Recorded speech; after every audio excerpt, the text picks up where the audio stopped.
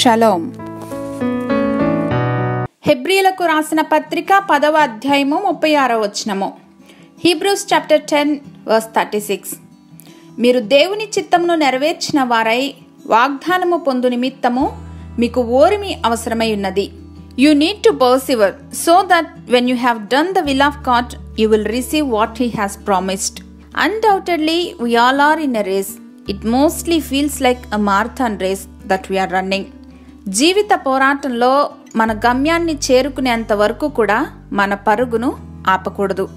మన ముందుంచబడిన పోరాటంలో బహుమతి పొందునంతగా ఓర్పు సహనముతో ప్రతి హర్డిల్ని కూడా అధిగమించాలి.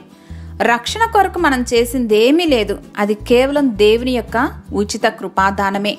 మరిక్కడ వాగ్దానం పొందటానికి దేవుని చిత్తాన్ని నెరవేర్చాలని చెప్తుంది కదా. అంటే believing and obeying what God's will for our lives is most important thing. Track పైన ఉన్నాం, గురినే చూద్దాం. మన చుట్టూ ఆవహిస్తున్న వాటిని బట్టి కదిలింపబడక క్రీస్తును బట్టి ధైర్యము వహించి విజేతలుగా నిలుద్దాం. ఈ లోకమును జయించిన విజయము మన విశ్వాసమే. హల్లెలూయా.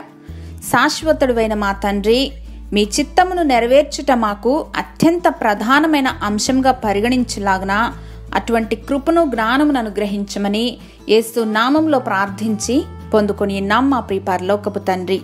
ఆమెన్.